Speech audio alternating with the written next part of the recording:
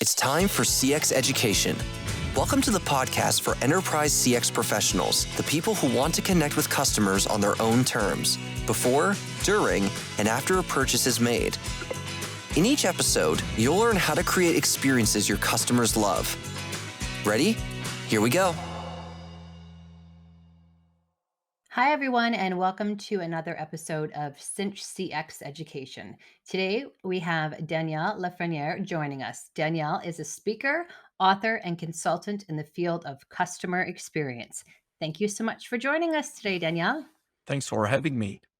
All righty. Well, we have lots to discuss today, and I'm super excited. It was so nice to meet you earlier in the week, and I think this is going to be a very fun podcast. Why don't we start by giving the audience a little bit of background about you, your experience, and what led you into the area of customer experience and user experience? I'm Daniel Lafrenière. I'm very happy to be with you today. Well, I started in UX maybe 20, 30 years ago. And the web was quite popular. It's still popular for good reasons. But I thought that, while we were doing digital applications or websites or whatever we're doing on the digital side, most of the time forgot about the physical side of the customer experience. So that's why in 2010, I started to take I was more aware of the impacts of digital in the physical world and vice versa.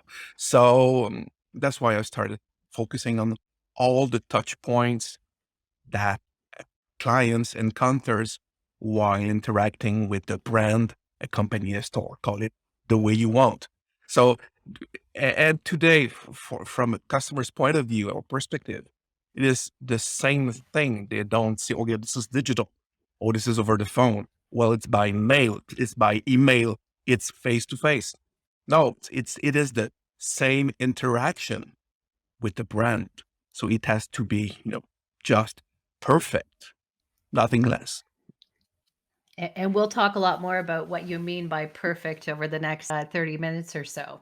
So I read on your blog in one of your blog posts, you talk about the holy trinity of customer experience. What do you mean by this? Yes, it is a combination of social skills, emotional behavior, knowledge, the know-how, how much you know your products, your services in order to provide good advice or helping customers choose the proper products or service, and then the quality of product. So it's fairly simple. Customer experience is what I feel when I interact with the brand. I get in contact with people or systems or product. So it has to be good. And if we do the basics, it goes well. If we forget to do the basics, it goes horribly wrong. Okay. So on that, the holy trinity of customer experience, something that I experienced over the past year, I want to chat with you about. So a year ago, I was about to lease a car, and I went down to the dealership. I, signed up for my lease. The service throughout the engagement with the dealership was fine. It was good. There was not real. It wasn't really fantastic. It wasn't terrible. But as I was leaving the dealership, they let me know that a survey would be coming my way. And in order for this Of particular course. individual to receive his or her bonus, I needed to give them a 10 out of 10 on this survey. So, my question to you is, what are your thoughts about companies that tie customer experience directly to how their employees are compensated? This is just bad. Please don't stop doing that. We see that in car dealerships and everywhere. It's horrible. The main reason that we do customer surveys is to improve the customer experience. So if we ask the customer to give us a 10 out of 10, this is not measured. This is totally wrong. So how can you improve if everybody tells you that you are perfect? Very strange. If I would do the analysis of those surveys, I'd be very intrigued by those high scores that, that appears most of the time. Very strange. So just don't do that. So Please let the customer express themselves in their own way. there's no learning that comes out of it, essentially, is what you're saying. Absolutely. So why doing that? Why do you do that? No, please. It's not real customer experience measure. Okay, so then what would you say the true way to measure customer experience would be? Okay, so there are multiple ways to measure customer experience. First, let's talk about the different kinds of measure that we could do when we evaluate the customer experience. There's a transactional one and there's the relational one. So the transactional one is, let's say you go to Starbucks and after you got your cappuccino or whatever, flat white decaf, extra hot to go, they ask you, how did it go? Okay, it's based on the last transaction. So, and when you want to measure what happened on the last transaction, well, you could use the customer satisfaction, the CSAT. You could use the CES, customer effort score. These are two very interesting scores or tools to measure how did it go last time. And then on the relational side, you would use the NPS, the Net Promoter Score. It asks you, well, do you still love me? Okay. So let's say I'm a very happy customer, a very happy Starbucks or Apple customer. I like them. I defend them. I'm a promoter. I'm an advocate from those two brands. So on the NPS, I would score pretty high. But maybe the last time I went to the store or the cafe, it was bad. So the transactional measure would be less. So our goal is to make sure that we keep up with the promises and we keep up our clients that are promoter. We don't want them to be, people who don't like us anymore. So, and in order to measure what's important on the transactional side, you need a customer journey. So you have to pinpoint at which touch point is it important to do a transactional measure. Okay, go there, make a spot check and over there. Is it okay? So let's say I work in an insurance company. It could be, well, when a client submit a claim. Okay, so what's happening at submitting the claims, doing a follow-up on the claims, receiving the amount, to reimburse you when you had whatever, your car broken or whatever. So those touch points are very important to decide where I should do those transactional measures. And then there's the relational measure, as I told you before. Do you still love me? As simple as that. And do you think that one is more important to the other?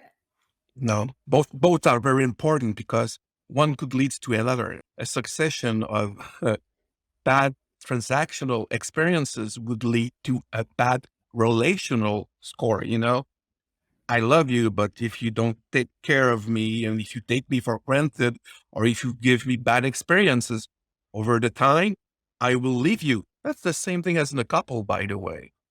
Those simple things in customer experience, this is exactly the same thing as in any couple. Okay. You have to take care of me. You have to be trustable. I have to, trustworthy. You have to know me. You have to recognize me. You have to treat me properly with respect. If you do that, Mhm. well, I will stay with you. But if you stop doing that, well, maybe one day I will hear someone else telling me, I'm cute, I'm friendly, I'm good. These are the other companies, by the way. And you will be maybe tempted to go elsewhere. Same concept. I'm sorry. Why? Because we talk a lot about customer experience or B2C and B2B, business to customer, business to business. But in reality, it's more H to H, human to human. Even if I work for a company, it's a human talking to another human who is the customer. So it's more H to H or human to human relationship. And if you create a relationship, oh my God, it's going to be perfect. That's the growl, that's what we're looking for as a business to create a relationship as opposed to a transaction. If you're a mere transaction, you're a Mhm. commodity. There are many people where I could buy my coffee from lots of places, but I have a Yeah. relationship with Starbucks. More than that, I have a relationship with Pierre, who is the barista over there, whom I know very well. He's more than an employee, he's now a friend. So he created and he did that with m- most of his customers. So you see that the thing, the relationship, the importance of building relationships with your customers. Okay, that's great. So you talk about human to human, and you Yeah. may know where I'm going with this one, which is, our world has shifted so dramatically over Hmm. the past 2 years in the way that we shop, the different channels that we use. And what I'm really interested to know is how can we make more seamless interactions across channels and as companies are evolving to make this customer experience more fluid? Hmm. Because you say human to human, but in some instances it's not a human to a human. Yes, absolutely. Well, a lot of things to say about that. Okay, let's say switch channels or switch touch points. It should be as seamless as possible. Okay, so from a customer point of view, if I start over the phone or if I start on a website and I move to the phone or to a chatbot or whatever, or if I start from a chatbot and move to a human, I don't want to repeat myself. So that's the first thing. I hate those things on wherever they are on the web or even chat rooms you have. Let's say, for example, in telecommunication companies. I don't want to name anybody, but you start chatting and they transfer you to another person in charge, and she doesn't have a clue of what I already told a previous colleague. So I hate that. So in order to make it as seamless as possible, you have to make sure that the customer doesn't have to repeat himself or herself. So this is the first thing. The message that are communicated across the different channels or different touch points should be coherent. They should be the same thing. Okay, it's important. It could be a human, it could be a chatbot, it could be a website, whatever it is. It could be a letter you receive.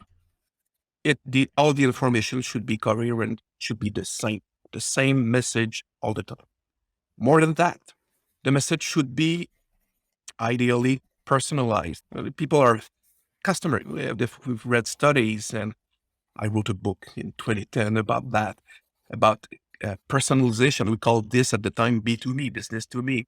We don't want B2B or B2C. We want B2Me, me, myself. Please know me. You know me. I've been doing business with you for years. The same thing as in the couple, again, with this comparison. You know how I take my coffee in the morning. You've been living with me for years now. How come you don't remember? It would be very strange, wouldn't it be? Wouldn't it? That's the same thing with, it's a good comparison. I don't do counseling though. It, it's as simple as that. So please don't ask me questions about things you know about me and start selling me shampoo. Okay, stop selling me shampoo. I don't have any hair. I'm bald. I've been bald for 30 years now. So please talk to me. Okay, stop making all these noises. So when you ask me again and again those stupid questions, it shows that you don't care about me. So I was talking to you, but you weren't really listening. This is again the same thing in a couple. I will leave you. Okay, but go elsewhere. So are you listening? But I'm talking to you. I've been doing business with you for years now. How come you don't know where I live, what I do for as a job, what's my income, those things? I'm talking to bank Mhm. industry now, and all the time they're asking all not stupid questions because they have regulations, but sometimes it went, do you really know me? So it has to be seamless. And all those concepts, all those concerns throughout the different channels. That's the idea. If you do that, you're perfect or almost. And if you want to have a good inspiration about it, just take a look at Apple. Again, Apple, people tell me, well, you're not always talking about Apple. Like, you know what? They have an NPS above 70, which is not bad at all, which is amazing. They have the revenues to prove it. They have an army of followers and disciples, if I may use that word. Oh, Apple. Okay. But they they just do the basics perfectly. And they remember me, and they know me, and they take care of me. So that's why I'm giving them all my money, all my, lots of money to buy their new devices and computers and iPads and iPhones and whatever, because they treat me well. Very simple. Okay. All right. So again, we're talking about a lot of human to human. You did touch on this.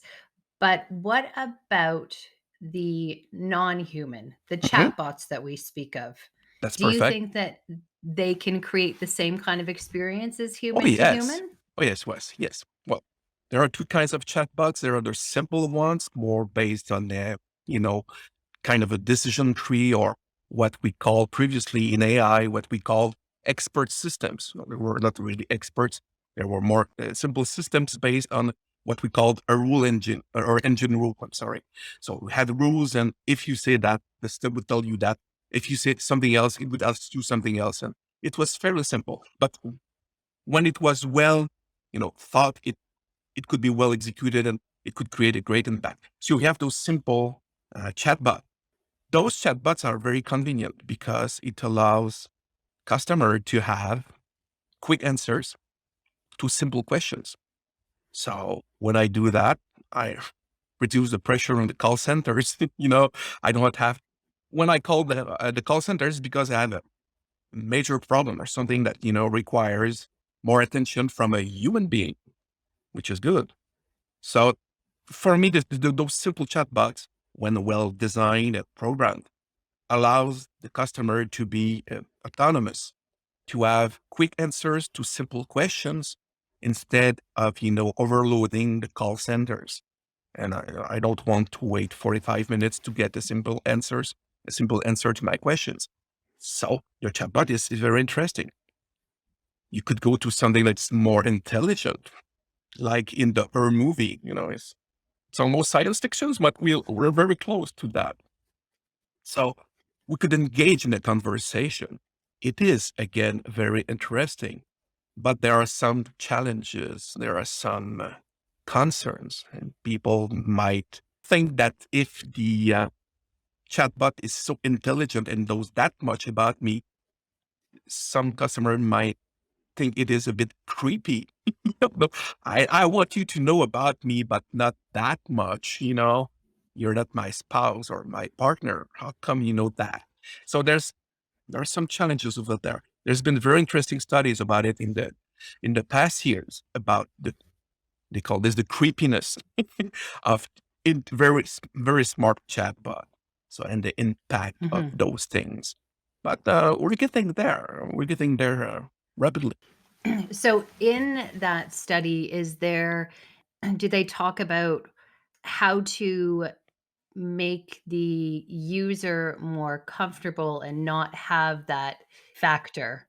Yes. Well, there's again, there are still a lot of research on that topic right now. From what I remind from this paper is that, well, you don't have to get too personal. If you get too personal, it's very strange. If the user or the customer finds that, how come you have this information? Where did you find this? So if the client isn't aware where you got this information, if it wasn't based on a last transaction or last purchase, okay, if it were based on last purchase, it's okay. But let's say if I were talking to you and I came up with, oh, by the way, I'm very sorry about the specific illness you got. Where do you get it? If you were my doctor, it's fine, but you're not my doctor. So, it might become creepy if you came with some information that, well, you didn't disclose yourself, or that wasn't part of a previous interaction. If I told you that I had a specific situation or concern or whatever, and you came back to me with this concern, it's okay because I told you. But if Mhm. you were sticking around and trying to find lots of information, let's say you were gathering information on social media, and you got back to me saying, "Oh, by the way, how was your last vacation in Vancouver or Miami?" I said, "How come you're talking to me about this vacation? I haven't told you." Okay, I've told the world on Facebook, but I haven't told you.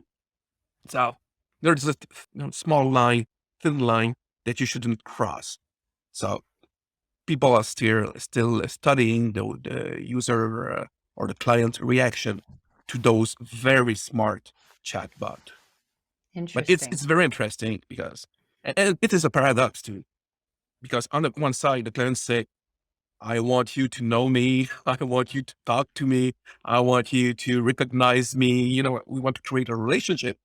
But on the other side, I don't want you to be that personal when there's a machine talking to me, because it might sound creepy, as opposed to if I were talking to another human. It doesn't mean that we won't get used to that. Let's just think about Siri or Alexa or whatever. We're getting used to those things, to those devices, that parts of our life now. That's, if I were with my grandmother, she'd been dead for many years, but I would resuscitate her today and say, okay, I could speak to my intelligent speakerphone and ask him to play David Bowie or Sting or whatever. And she would look at this and, oh my God, what is that? It would feel very strange to her, but to us or to my granddaughter, it's totally normal. She speaks to those devices and it's fine. So we'll get Yeah, used to those things in the next years. we will for sure. So let's move back to human to human to human, as we'll call it, and the experience again. And let's talk about cross channel being how you speak with your customers or engage with them online versus in store. So, how again can we make that seamless? And what are the different areas, as somebody that wants to understand more about their user experience or customer experience, that they should be paying attention to in those very different situations?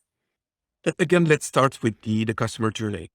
Let's draw those customers' journey. That's the first thing to do. And let's think about all those different scenarios that could happen, all those use cases. Okay, let's say, again, I'll take an example from Apple. I'm aware that there is a new iPad on the Facebook page. Okay, so there is an ad, or maybe Wired talked about it, or our Apple Insider talked about it. So, oh wow, a new iPad. I go to the website, look at this new iPad, and of course, it's marvelous and beautifully designed. Uh, People won't say the opposite, but again, it's well done. They will say that, and maybe it will invite me to go and touch it and go to an Apple store and touch that thing. And so I will go there and take a look at it and say, oh, it's very nice and small and I like that. And I'll think about it. I'll get back home and then go back to the Apple website and say, okay, I want to purchase it. I will be able to purchase it quite easily. And I said, oh, I don't want to wait to receive it by courier. I want to pick up in the store. So I will schedule a meeting and a pickup time and date, and I will go there. Then I will go at the Apple store and I will have, like I did the last time, and we were in, in the fifth wave of the pandemic. So we were waiting in line, but I was welcomed by the friendly Apple employee who scanned my QR code for my meeting and my pickup. It's not for the not for the COVID vaccine. It was for the use QR codes for a lot of things. So she scanned my iPhone and very politely, I waited in line 10 minutes. They let me enter the store at the time that was initially planned, which is good. So they respected their promise. I was welcomed by another happy, smiling, even behind her mask, employee telling me, we'll get your iPad. And then the other employee gave me the iPad and tell me, well, congratulations. Thank you so much for buying this product and enjoy. So I left the store, happy, shiny, shiny people. They would say REM. No, I was almost dancing because wow, everything was seamless. Everything was simple. I started on the web and then they know me. Okay. They knew me. They knew who I was. So they got my iPad. It was the right iPad with the right color, with the right size and everything. And they seemed very happy to welcome me, selling me this iPad.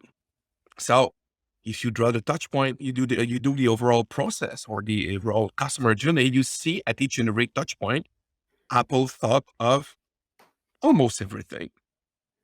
So let's say I arrive in the, in the lineup, in the queue to enter the store.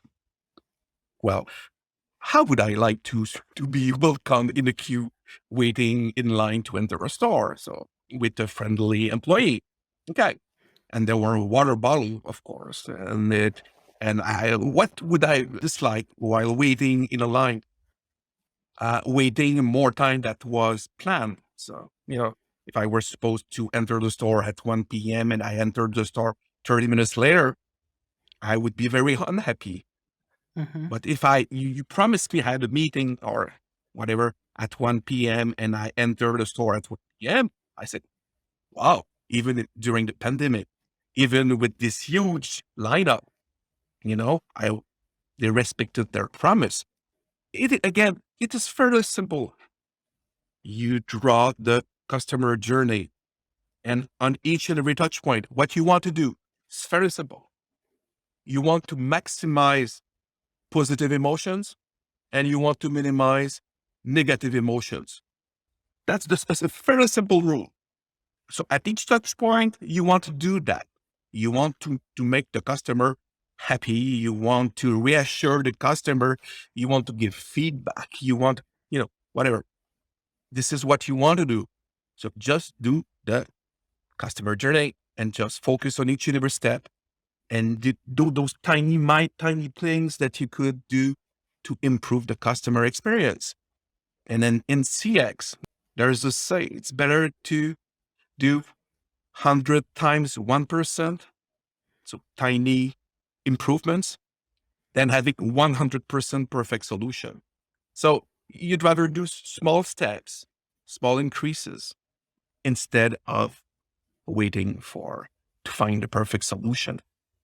And what do you say when you're challenged with, well, of course, Danielle, that makes perfect sense. Apple, they're a huge corporation. Yeah. I am a small business owner with 40 storefronts. How can I compete with that? That's the same thing. You would be with one storefront. It would be the same thing. It's not a matter of money.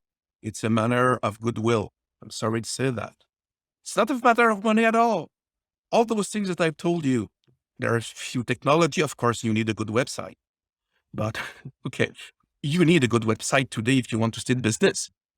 So it's very important. True. Yeah. So it's those tiny things are, what I've just told you about Apple, about behaviors. You don't need to be a huge company with loads of money to tell your employees to smile your customers. Okay. In a perfect world, you would hire only happy and shiny employees, but you could train them to your clients in a respectful way and make them welcomed and appreciated. Thank you again for all this fantastic insight today and making our conversation so colorful and engaging. I have one last question for you, which is, what are the 3 things that every retailer needs to ensure that they are giving the best customer experience? Well, there should be one thing. You find me. Just put yourself into your customer's shoe. Okay. As simple as that. Treat your customer the way you'd like to be treated. As simple as that. There's a beautiful book on customer experience. It has been written by Jean Bliss. Would you do that to your mother?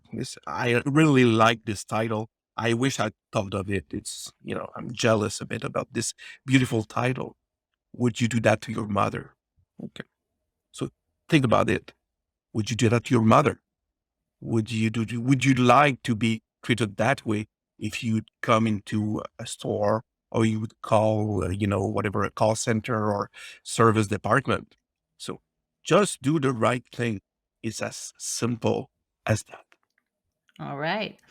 Well, that is something perfect to end on there. Thank you so much for joining us today on our Cinch CX education. My great pleasure. Thanks for having me. That's it for this episode of CX Education. Thanks for joining us. This show is brought to you by Cinch, the technology company that helps you create mobile experiences your customers love. Did you enjoy the episode? Then make sure to subscribe to CX Education wherever you listen to your favorite podcasts, or visit cinch.com/podcast to get instant access to all the latest episodes.